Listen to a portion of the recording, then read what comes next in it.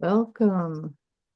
Welcome, everybody. Welcome to the Edgewalker Cafe on February 20th, 2025. Our topic today is knowing the future. And this is going to be very experiential and I hope a lot of fun and maybe even a little enlightening for you. And the first thing I want to do is ask you to have paper nearby because there's going to be writing as a part of this. So feel free to get up for a minute and get a notepad, and then we'll start as soon as everybody gets in.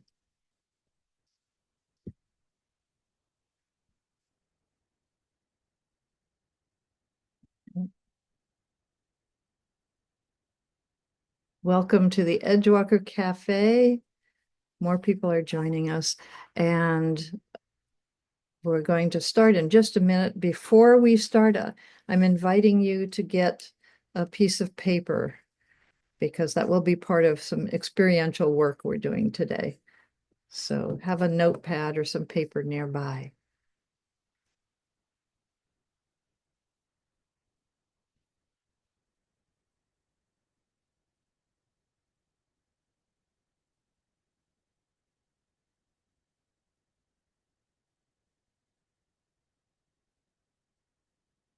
Okay, Jimena, can you take down the share for just a minute?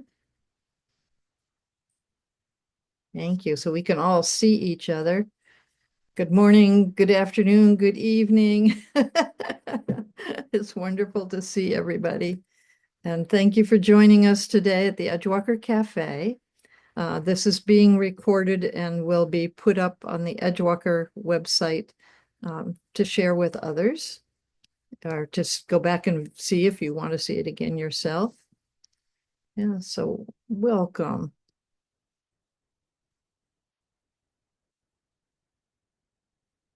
If you haven't already done it, this is a good time to get a notepad or a piece of paper and have that nearby.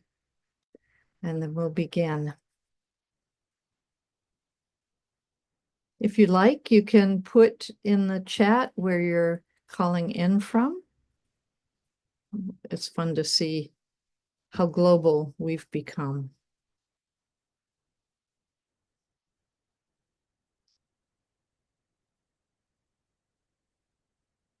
Thank you. Wonderful, wonderful.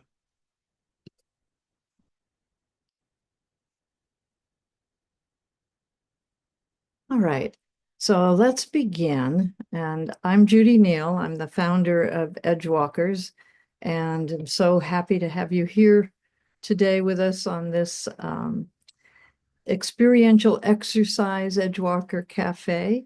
And this is a topic that is related to one of the 5 skills of being an Edgewalker.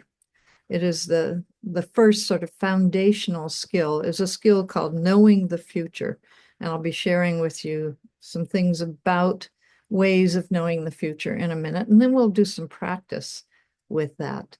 But for a moment, I'd like to invite you to get centered in the way that you're most comfortable getting centered.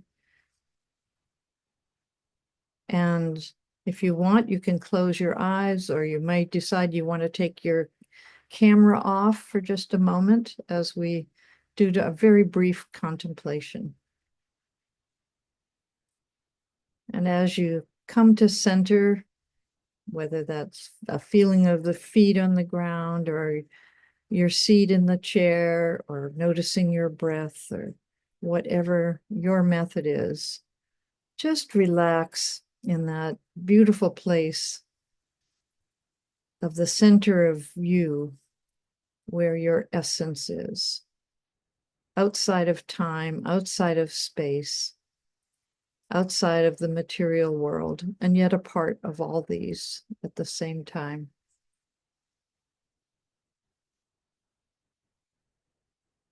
And imagine yourself coming to a spot that is between the present and the future.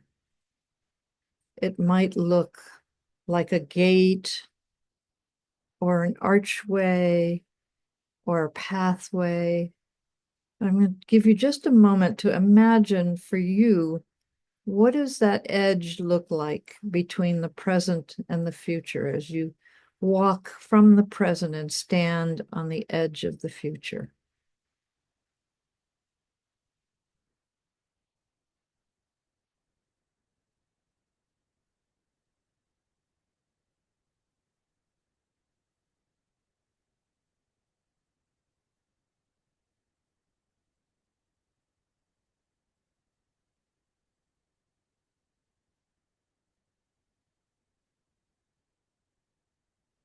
Notice how your body feels in this liminal space. Notice how your heart feels.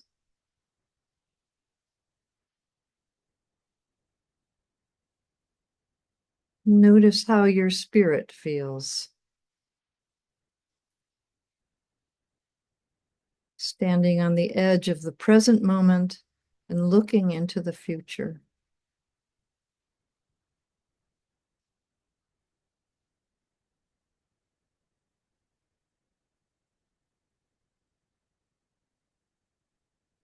Notice if there's anything you can see or sense or hear in some way as you look out into the future. Is there anything that becomes more specific for you?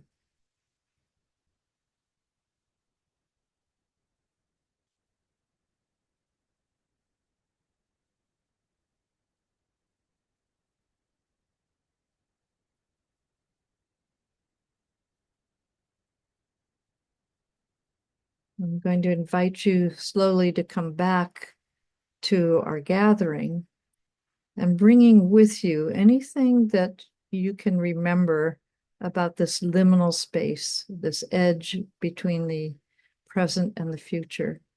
And if you like, you might write something in the chat about what you bring back from that edge.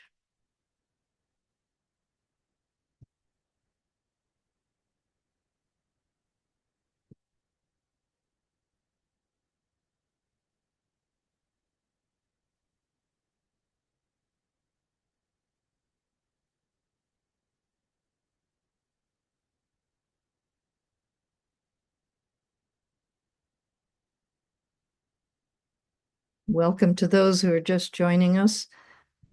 Today, our Edgewalker Cafe topic is knowing the future.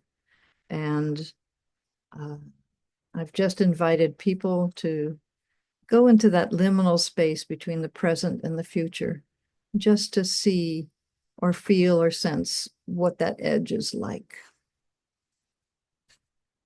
Okay, Anush says, light, love, and insight from a blurred glimpse.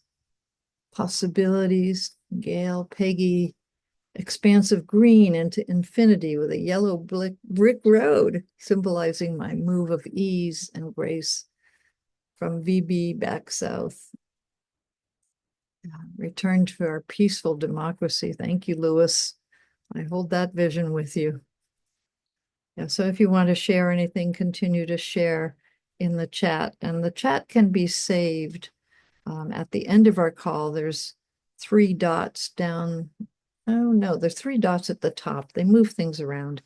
3 dots at the top. And at the end of our call, if you want to save the chat, you can just click on that and find a way to save what people have written. All right. Jimena, I'm ready to go back into the PowerPoint.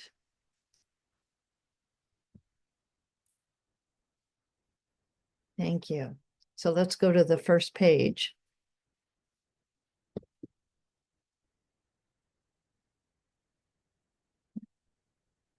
Sorry, I don't know why it's not working. Hold on. Ah. Oh, there it is. Okay. Sorry. Okay. That's not the first page. Wonder what happened. There we go. That's it. Thank you.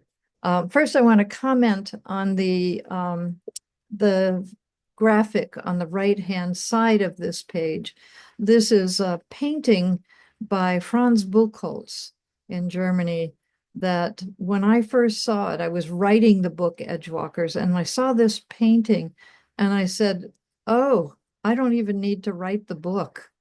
This to me is so captures the essence of what it means to be an Edgewalker."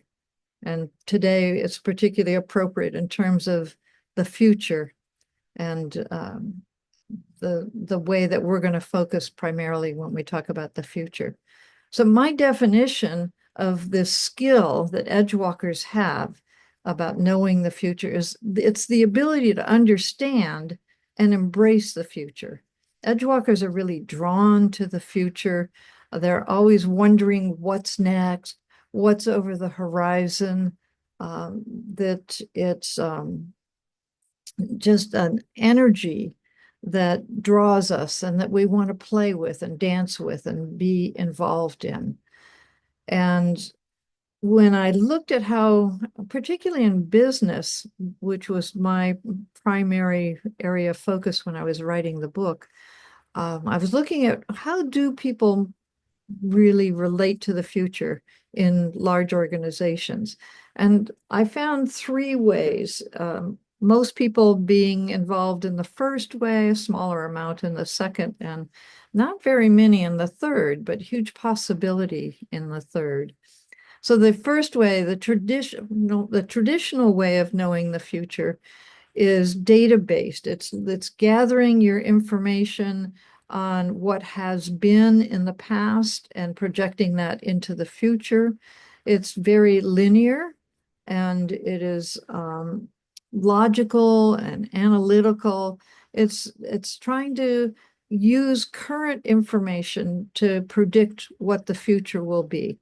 And that can be very effective in a number of areas in a stable environment. So it could be in sales or human resource planning, in budgeting, those kinds of traditional efforts that happen in business. And there's lots of scientific approaches to this traditional way of knowing the future.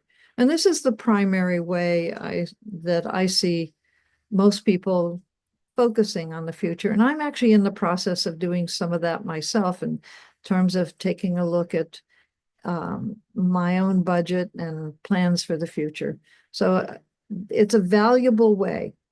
And I think these ways of knowing the future are to transcend and include, that there's no bad approach or wrong approach to knowing the future.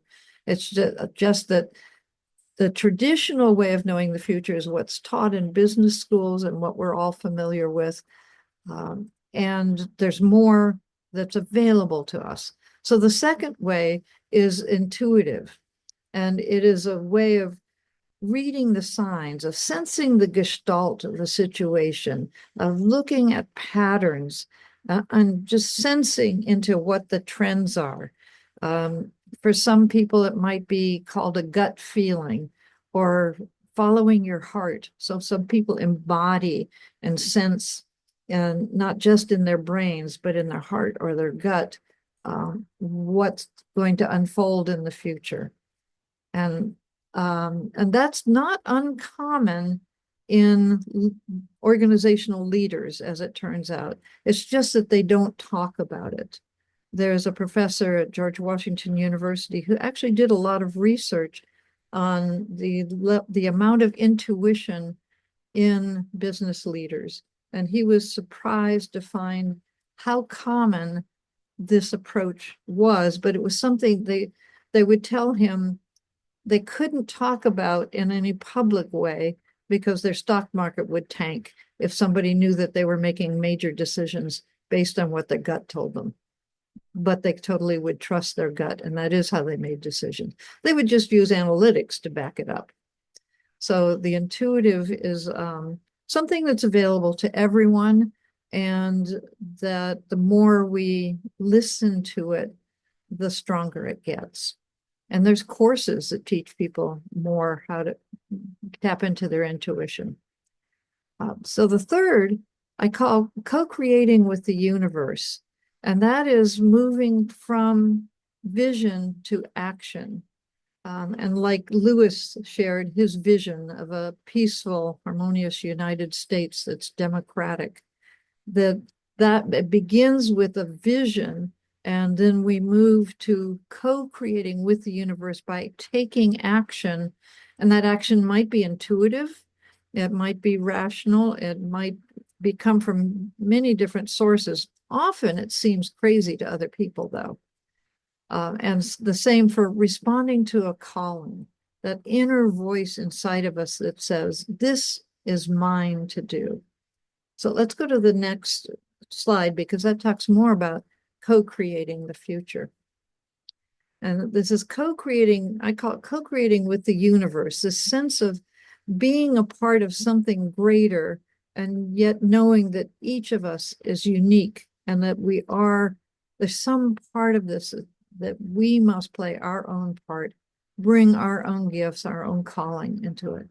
And historically, we've seen that in many traditions, in Native Americans and indigenous people and shamans. The role of shaman in the indigenous groups has always been to walk into the future and bring the vision back to the community, so that the community knows what they want to create and how they're going to co-create with the universe. And we have in the Bible the tradition of Jesus going into the wilderness for 40 days and 40 nights, and Buddha sitting under the Bodhi tree until enlightenment happened. And for each of us, it's this still small voice of God that can speak through us, particularly in nature. That's one of the primary ways people feel like going on their own personal vision quest, that they can really feel what it is that's theirs to do, that they want to co-create with the universe. So I want to ask you now to put in the chat, what is your way? One way, you probably have many, but what's one way that you sense into the future, that you understand and get guidance about where you're going? And then we'll go on to the next slide.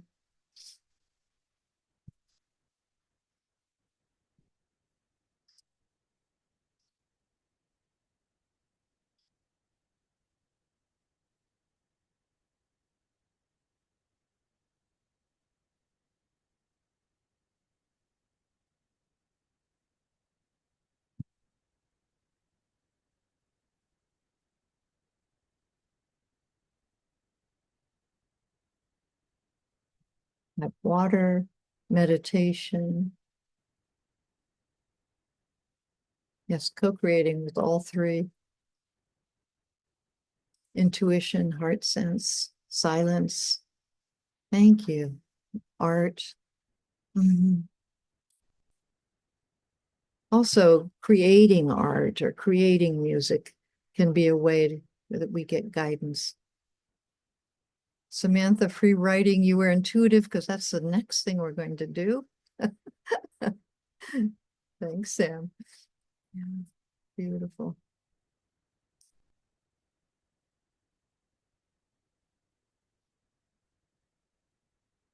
Prayer, make my way clear. In the Quaker tradition, they say way opens. So sensing into that way that's opening. Thank you, Tracy. Morning moonlight. Ooh, I love that. Thank you, everyone. Right, so let's go on to the next slide. Right. I'm going to invite you now to do 5 minutes of free writing, and to imagine now that you are at a crossroads. So if you want to go back to that vision of walking from the present to the edge of the future, now imagine that in front of you there is a crossroads, and that you have some kind of choice or decision to make that is about your future.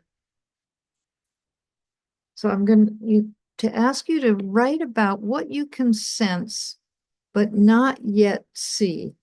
You can't see it clearly. I think somebody wrote in the chat that it was kind of fuzzy.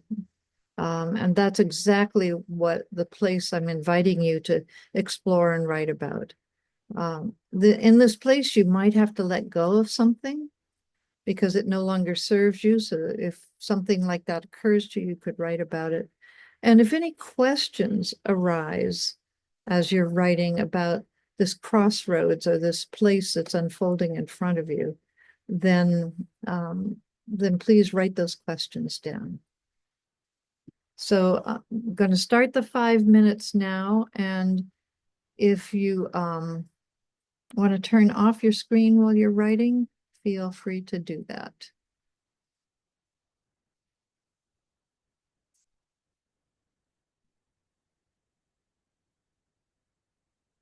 If you're just joining us, we're doing a free writing exercise about a crossroads you find yourself at.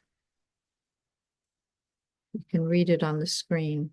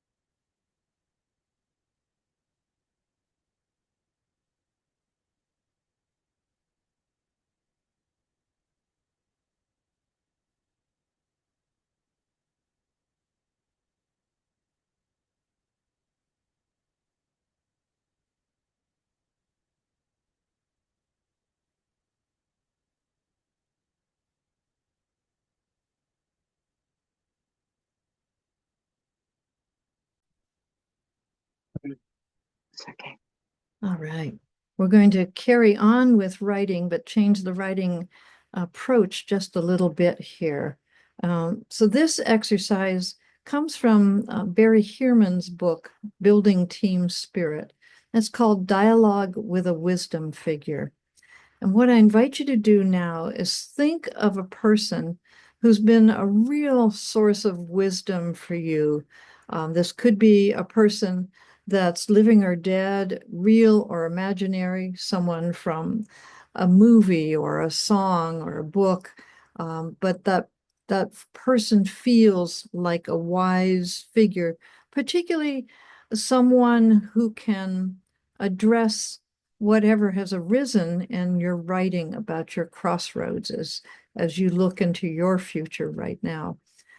So going back to what you've just written, think of the questions that you've asked and identify one question that you would like to ask someone who really might be able to guide you with the answer. Again, someone living or dead, real or imaginary, but someone who has the wisdom to respond. And so this will be an imaginary conversation where on the left-hand side of a piece of paper, you write the question, your first question.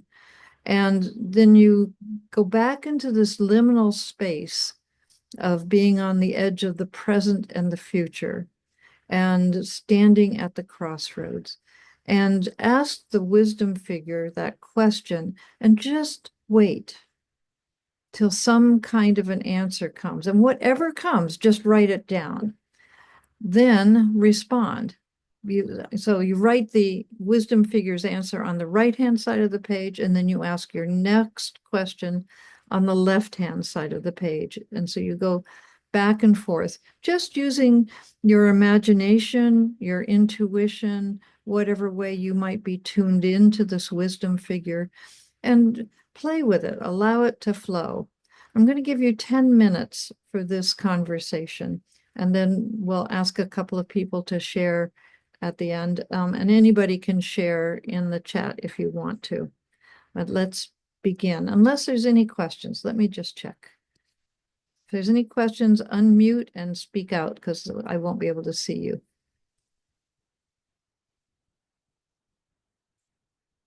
All right, then let's begin. Enjoy your writing. 10 minutes.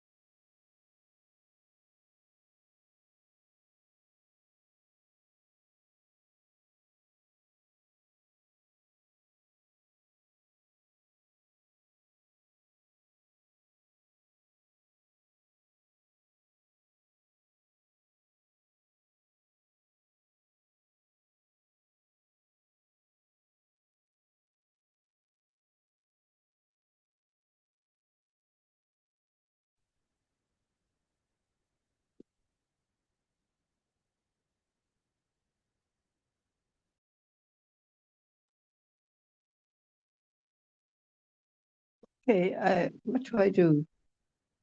I constantly bring myself back. No, not constantly. Sometimes I'm very energized about stuff that I'm involved in, and I communicate with people, and I plan, and I really enjoy being involved. And then when things go quiet and the activity is done as necessary, then I go back to a place. I was at a prayer meeting yesterday, and there was an exercise, I think, if someone was reading a piece of scripture uh, about Jesus, and I suddenly just had the feeling, just that I know that place of being comfortable in the space between past and future. I call it eternity. It's a part of me that is spiritual and that never dies and never will die and always was. Oh, Grace, this is so beautiful. And I want to ask you to keep writing, particularly if Jesus is your wisdom figure, to keep writing in dialogue, whether it's questions or just sharing what you've just shared. And that way we'll be silent so that other people can keep on writing. And then we'll share in just a minute. But I absolutely love what you've shared. And thank you so much. So I'm not quite sure how to work the system. Okay, so just keep writing back and forth your questions or your comments on the left-hand side of the page, and on the right-hand side of the page, write your imagined or actual hearing response from the wisdom figure. If that's Jesus, that's beautiful. So actually And on my phone. but do you have a piece of paper in front of you? No, because I'm in a wheelchair and I can't write. I have another phone. Okay, so you'll just have to do this in your imagination because it sounds like you're doing that anyway. But I'd like to leave it quiet for the other people who are still writing. We have about 5 more minutes for people to Yeah. write. I'm going. Okay. Thank you so much, Grace. What you've shared is beautiful, and I'd like to hear more from you in 5 minutes. And just so be in this beautiful space. Okay, I'm not to speak. I can write it on my phone. Okay. Thank I'm you. sorry, I didn't know what to do. I No just problem. talked. Thank you. Sorry about that. It's okay.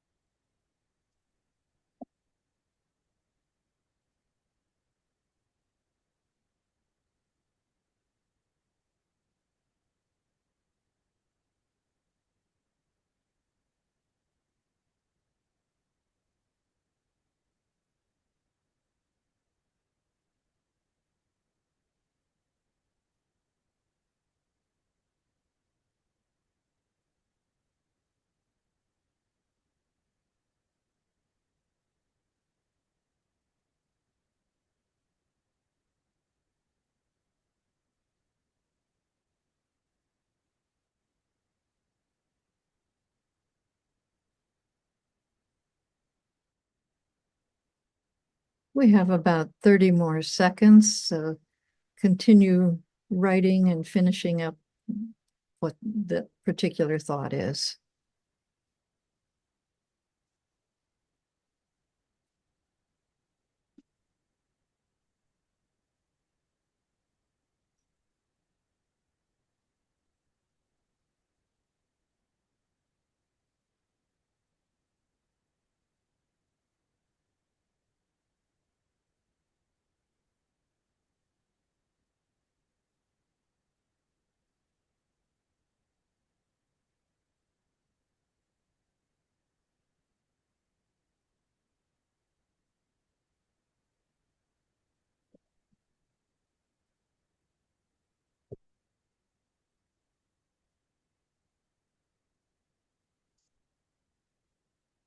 And Jimena, we can go on to the next slide.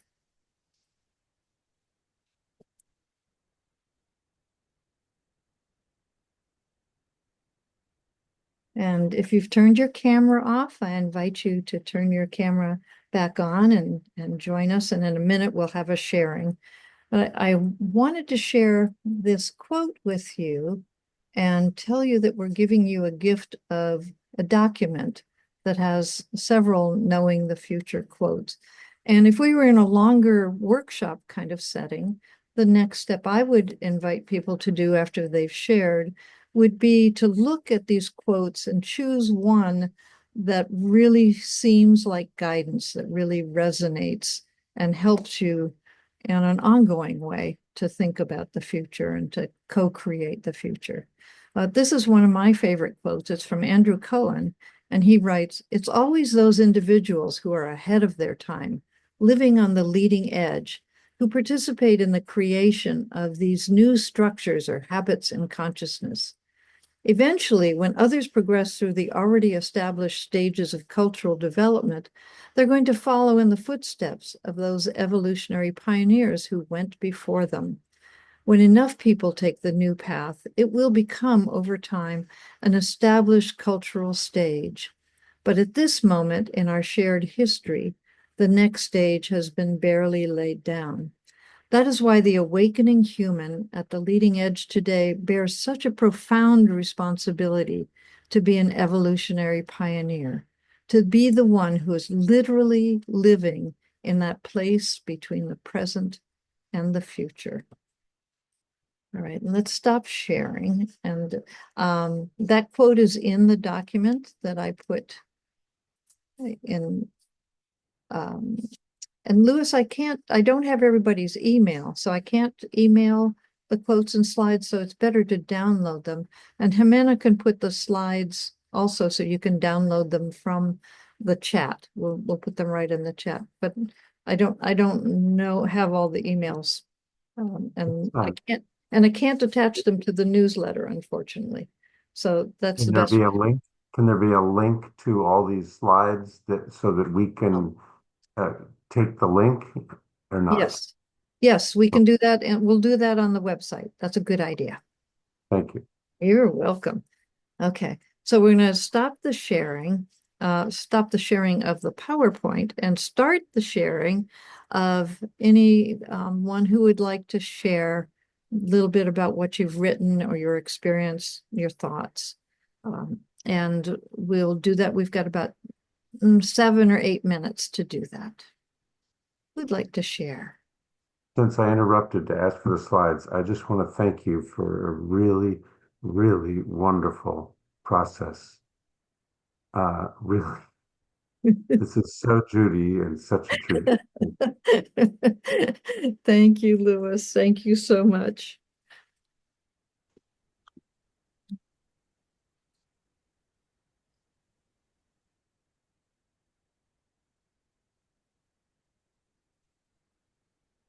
Any insights or questions, anything you'd like to share? I'll go, Judy. Okay. I'll- Thank you, Amy. Um, so how do I sum this up? I ended up writing a whole page. For me, standing at the crossroads was more letting go. I knew which path I was going to take, but it was more of a letting go of being afraid. Um, of who I might have to leave behind. Yeah, it was really and then also um leaving open the space for the unimaginable. And I wrote a little bit about the characters that I'll meet along the path, and even and even blessing the ones that might irritate me or annoy me along the path, and an awareness to learn from that if I start seeing a challenge along the path as a distraction. And then for the wisdom, I know you know this, but I have a deep relationship with the tarot. So I asked a wisdom figure, but I also pulled a tarot card while we while we were doing that. And it was so cool because what came up was everything's gonna be okay. The playfulness, of course, Edgewalkers, right? The playfulness, childlike card came up. And that it's all about Oh, making memories and making it making the path about childhood delight with the people that come with me. Oh, beautiful. Thank you. Thank you so much for sharing, especially about the what a friend of mine who wrote about following your calling, Martha Finney.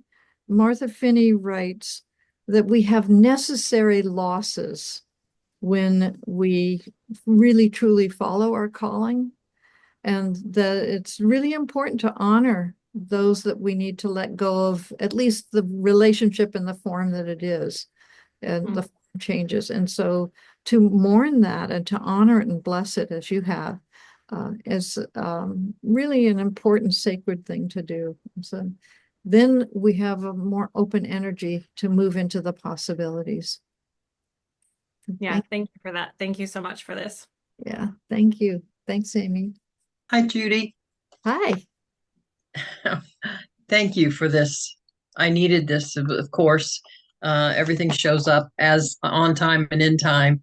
And I love these questions. I have a board retreat with my board, Unity of Bay City, in a couple of weeks. And I believe this is one of the things we're going to do.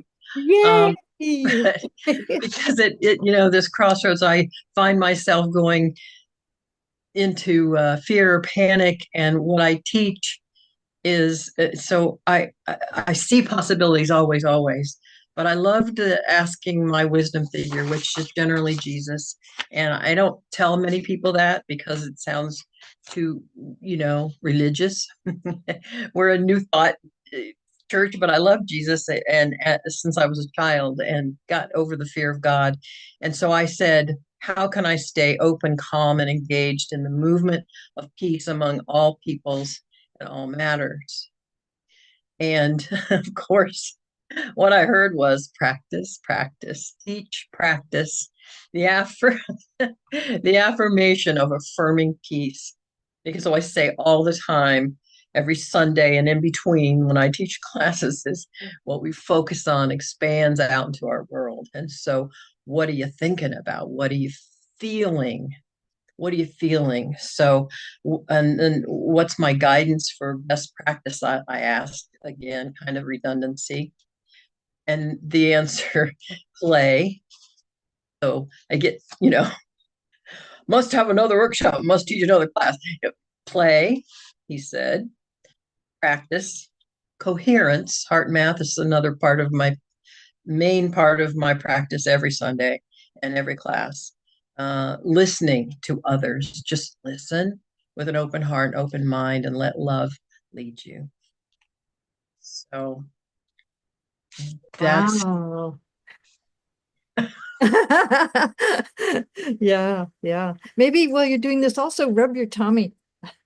Oh yeah, that's true. And then maybe a little up in A your little head here. too. We'll get. I teach tapping too to folks. Oh, okay. There we go. It's like, But the rubbing is good. Yeah, that's why when in heart math, trying to keep people centered in their heart space. I just yeah, put your hand there.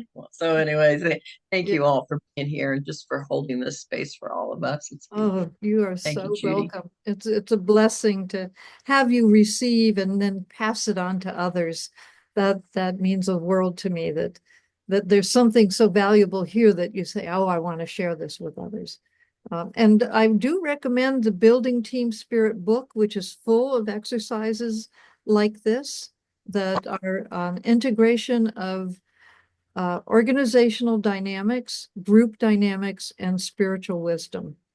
Those are the Perfect. three streams that bring that work together. It's a little bit hard to find that book, but get a used copy on Amazon or something. And you're the author of that? No, Barry Heerman.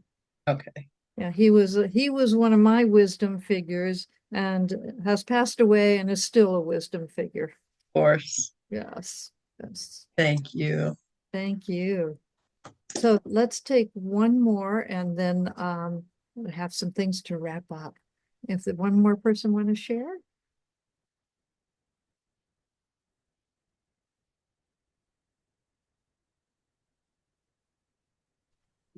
Well, I'll share especially because play showed up for me too, which I think isn't that fascinating. It's like, I wonder how many of us had that show up for them, but that in the theme that kept coming back in both parts of this, and same thing, Judius is beautiful, and I am going to use it, borrow it too, um, is uh, to to be the loving being that I want to be now, that I keep doing a lot and trying to create this workshop and this program and create this, do this, do this, do this, so that we'll all be more loving. So the message basically was turn that around, just be loving, trust. Um, there's some things I've tried in the past that didn't seem to work well, and the message was to try them again. The message wasn't directly that, but it was the message that maybe that approach, anyway, the approach was repeated here of, of to really basically stop trying to teach something and to help people know their own wisdom. That would be useful with some of the work with the democracy is us is the focus of this, and to help people trust their own wisdom and instead of doing so much teaching. So we'll see. I mean, I'll try. We'll see. Because I thought I was doing that for a while and it didn't quote seem to work, but now this gives me some new ideas. And since it came from this person that he was Dietrich Bonhoeffer was the person I referenced, and he's a Christian leader during the Nazi regime, and apparently the movie's not accurate, so I'm not recommending the movie, but some work that I read of him and his participation and the love that he brought to work that he was doing was I wanted to hear from him since he was a figure during not dissimilar times. Right, right. Wow. He's been coming up so much in people's writings. I've just seen his name everywhere. So, yeah, you really tapped into the most appropriate energy for what you're up to. And I do want to share with everyone that we did an Edgewalker Cafe with Peggy O'Neill, who's one of our certified Edgewalker facilitators. And so you can see more about Democracy is Us, both, actually, maybe Peggy, you can put information in the chat on Facebook, and but also feel free to look at her Edgewalker Cafe recording, which is under our resources tab on the Edgewalker page. Yeah, thank you, Peggy. Welcome. Thank you so much, Judi. You're welcome. So I want to close by doing a couple of things, and one is to share with you what's coming up, what's in the future events for Edgewalkers. We've got several. And then our final closing will be a song by my beloved husband, Ellis. And I hope his future includes more and more music because he's a very gifted songwriter and performer. Oh, okay, Anush, thank you for the hearts.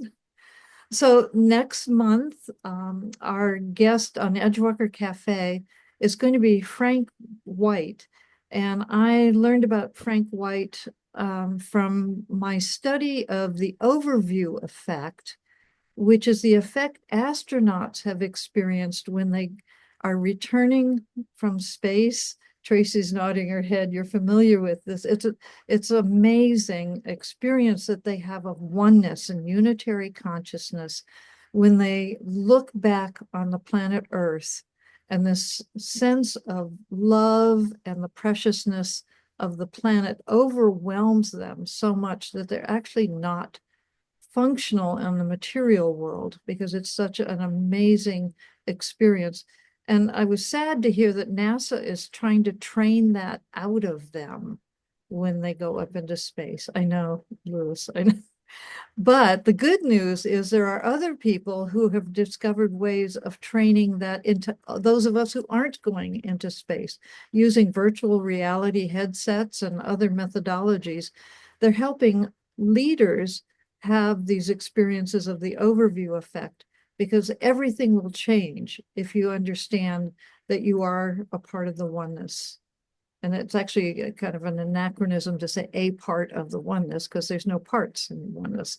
But we run out of language when we're trying to describe this. So I'll be interviewing him next month. I can't wait. I'm very excited to see what wisdom he has to share with us. And then in April, Matt Perry is going to be interviewing Rian Eisler, the author of The Chalice and the Blade and other books. And I don't know exactly what they're going to be talking about yet, but it'll be cutting edge for sure. Also, we're planning in March on having the launch of a self-paced program called Walking on the Leading Edge that will be on a platform called sutra.co. And we'll announce that in the newsletter. And that will be a 12 module program that takes you through an experiential way of the Edgewalker qualities and the Edgewalker skills. So we'll make that available to you. And then sometime in the spring, we'll begin a 12-month group coaching program where I'll be inviting a group of people, those who are interested, to spend a year with monthly meetings and all kinds of work in between to be coached in their own Edgewalker journey. So we'll send more information to you when that's ready. Any other announcements? Other things you're offering, events coming up that this group would like to know about? Just jump in. If you unmute and jump in and share. I'll jump in real quick, Judy. Thank you for this most beautiful experience. I just want to have a preview that my Oracle deck is actually, I have the prototype, 75 pictures from my travels around the world. One happens to be a crossroad, but they're all paths.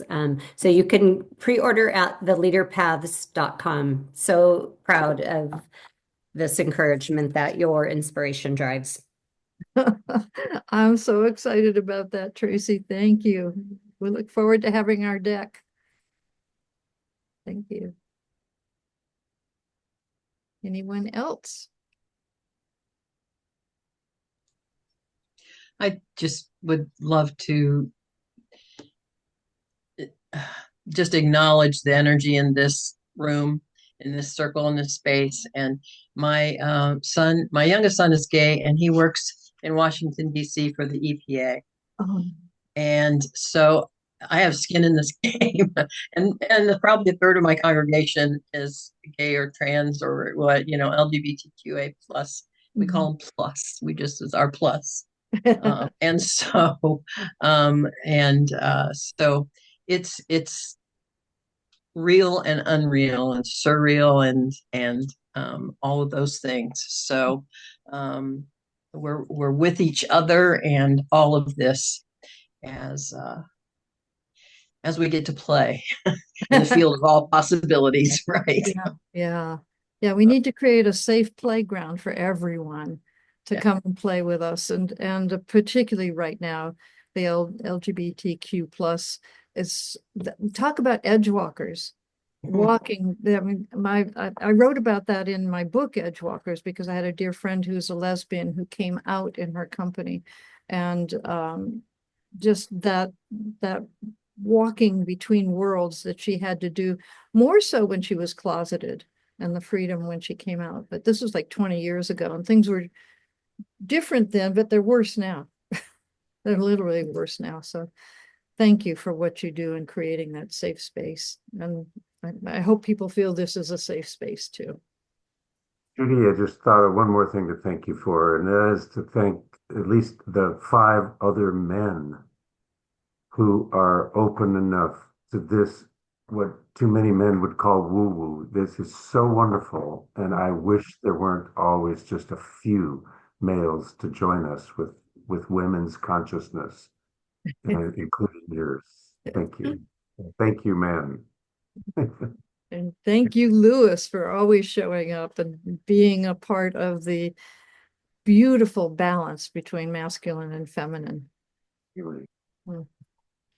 All right, I think I will turn it over to the beautiful man in my life, Ellis Ralph, and close us with a song that I really feel expresses this space, this liminal space between the present and the future. Ellis, are you ready? Who knows?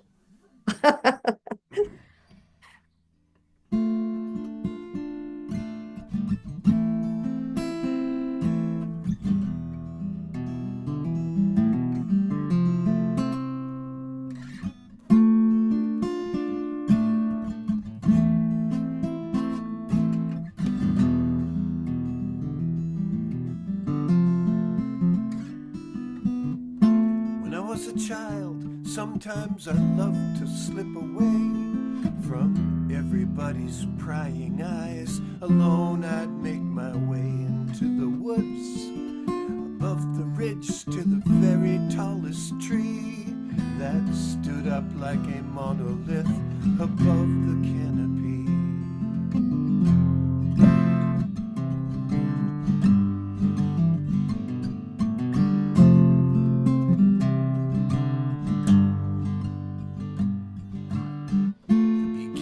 Was the roughest climb, big branches far apart. It was tough on my body and mind to make it past the start. But in higher branches, just my size, I'd rise effortlessly. I'd climb so dangerously high, like the angel on that tree, and I could see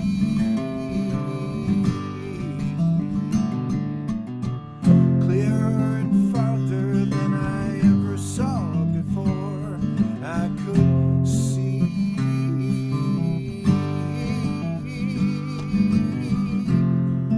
horizons so bright.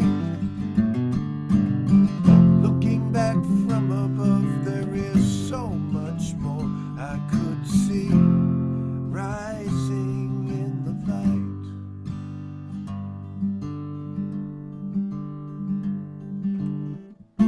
After I was fully grown and on my own in life, weekends I loved to roam the peaks and mountainsides. Each climb began with tiring steep hikes up the stone, but the energy above timberline I could feel in my bones, and I could see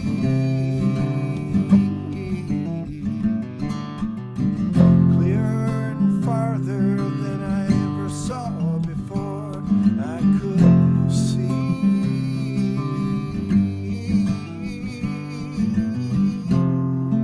horizons so bright.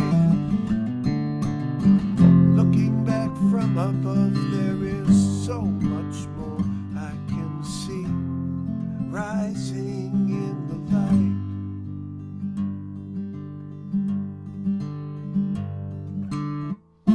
Nowadays my getaways are of a different kind.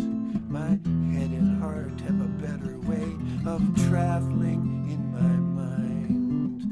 Meditating, sitting still, I still ascend again. Transcending, if you will. My eyes closed, I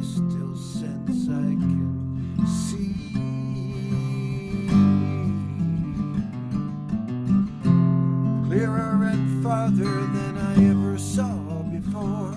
I can see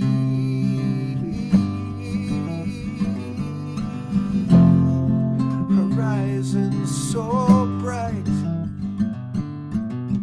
Looking back from above, there is so much more I can see rising in the light.